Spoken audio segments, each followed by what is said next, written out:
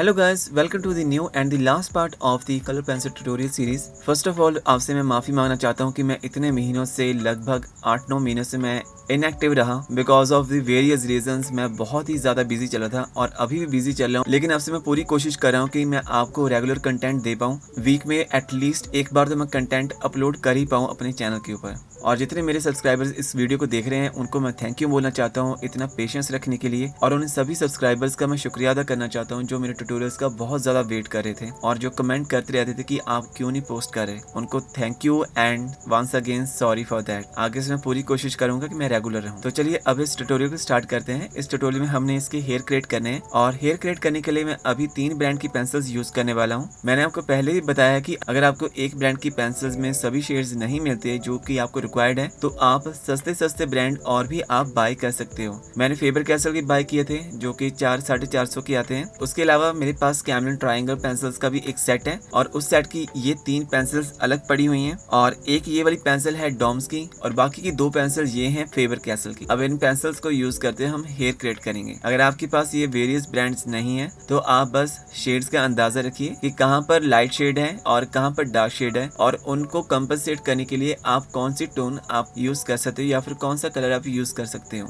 तो चलिए अब हम इसको बनाना स्टार्ट करते हैं। स्किन शेडिंग करते वक्त मैंने आपको बताया था कि आपने हमेशा लाइटेस्ट टू डार्केस्ट टोन की तरफ जाना है, लेकिन जरूरी नहीं कि आपने हमेशा इसी तरीके से वर्क करना है। अकॉर्डिंग टू दी एरिया आप अपनी अप्रोच डिफरेंट कर सकते हो। जैसे कि अभी मैं इसकी शेडिंग स्टार्ट कर रहा हूँ with the black colour pencil. पहले मैं इसकी डार्केस्ट शेड को पहले मैं क्रिएट कर लूंगा। उसके बाद इसके हेयर के ऊपर जितनी भी शेड्स हैं, जहाँ पर डार्क शेड है वहाँ पर मैं डार्क पेंसिल के साथ लेयरिंग करूंगा और जहाँ पर लाइटेस्ट टोन है वहाँ पर मैं लाइटेस्ट टोन के साथ लेयरिंग करूंगा विद दी मैचिंग कलर। और इसके ऊपर आपने लेयरिंग इस हिसाब से करनी है जैसे कि आप स्ट्रोक लगा रहे हो। और ध्यान रहे कि जितने भी आप स्ट्रोक लगा रहे हो पेंसिल के आपने बिल्कुल शार्प करके स्ट्रोक लगाने हैं। जितना अच्छा आप अपनी पेंसिल को शार्प रखोगे उतनी ही बारीकी के साथ, उतनी ही डिटेल के साथ और उतनी ही सफाई के साथ आप वहाँ पर स्ट्रोक लगा पाओगे और इसके साथ आपके काम में भी नीटनेस आएगी। और आपने स्ट्रोक्स लगाते वक्त इस बात का भी ध्यान रखना कि आप जिस तरह का हेयर फ्लो बनाना चाहते हो उसी फ्लो में आपने कर्व्स लगानी है, या फिर कह लो कि उसी फ्लो में आपने इसके स्ट्रोक्स लगाने हैं। ऐसा करने से आपको काफी इजी रहेगा इसका एक रियलिस्टिक लुक लाना।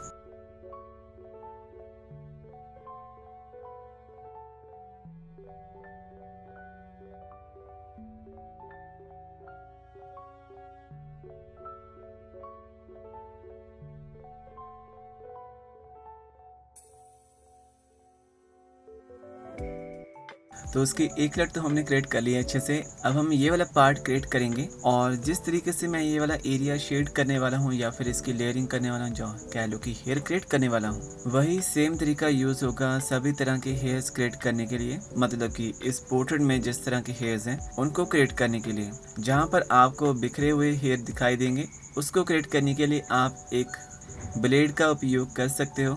बाकी मेन बात यही है कि जैसा हेयर का फ्लो है आपने उसी फ्लो में पेंसिल को यूज करना है। तो चलिए इस एरिया को शेड करने की शुरुआत करते हैं और इसकी शुरुआत मैं सबसे पहले लाइटेस्ट शेड से करूंगा, जो कि मेरे पास अभी डार्क ब्राउन शेड है। ये एरिया हालांकि काफी डार्क है, मतलब ब्लैक पेंसिल यूज होगी तो उसके कंपैरिजन ये डार्क ब्राउन भी काफी लाइट है।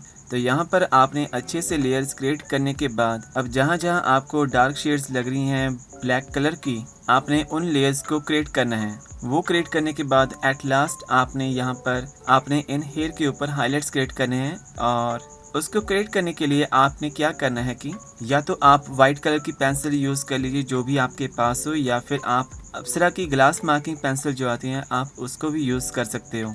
और जो चीज़ मैंने आपको पहले बताई है ब्लेड का यूज़ करना, आप उसको भी यूज़ कर सकते हो। बट हाँ, उससे एक प्रॉब्लम होगी कि आप ज़्यादा थिक हेयर लाइन नहीं क्रिएट कर पाओगे, बहुत ही बारीक और फाइन लाइन सी क्रिएट होंगी। बट ये होगा कि आप जिस भी एरिया के ऊपर उसको यूज़ करोगे वो थोड़ा सा एरिया स्क्रैच आउट हो जाएगा और उसके ऊपर आप फर्दर और लेयर्स क्रिएट कर सकते हो with the white colour pencil.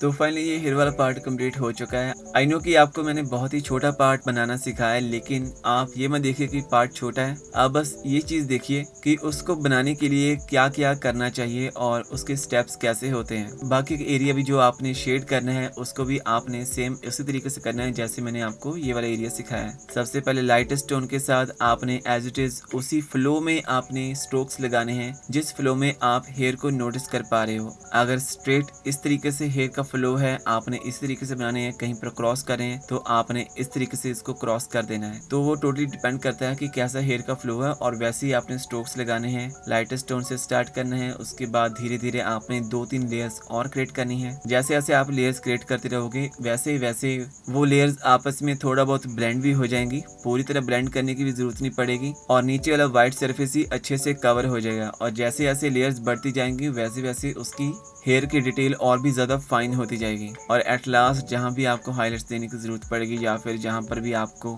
Cross hair बनाने की ज़रूरत पड़ेगी वहाँ पर आप इस तरह का ब्लेड यूज़ कर सकते हो। ये सर्जिकल नाइफ है, आप इसको यूज़ कर सकते हो। एक बार आपको मैं यूज़ करके दिखा देता हूँ। मान लीजिए यहाँ पर मैंने हाईलाइट्स क्रिएट करनी है तो इस तरीके से आप स्क्रैच आउट कर सकते हो हेयर को। आपको बहुत कम दिखाई दे रहा होगा यहाँ पर इसके जो फाइन हेयर लाइंस है, बट अगर आप इसके ऊपर व्हाइट पेंसिल यूज़ कर लेते तो वो काफ़ी ज़्यादा प्रोमिनेंट हो जाएंगे। तो आई होप कि आपको ये ट्यूटोरियल सीरीज अच्छी लगी है। आप मुझे कमेंट करके बताइए कि आपको नेक्स्ट कौन से सब्जेक्ट के ऊपर कलर पेंसिल की ट्यूटोरियल सीरीज चाहिए और कौन सी पेंसिल के साथ चाहिए। मैं पूरी कोशिश करूंगा कि आपकी जो रिक्वायरमेंट है उसको मैं फुलफिल कर पाऊँ। और जैसे आप पहले सपोर्ट कर रहे थे इस चैनल को वैसे ही सपोर्ट करते रहना। I will try my best कि हर वीक में एटलीस्ट एक वीडियो मैं जरूर अपलोड कर पाऊँ। I just need your blessings and your support. So thank you so much for watching. I'll meet you in the next video.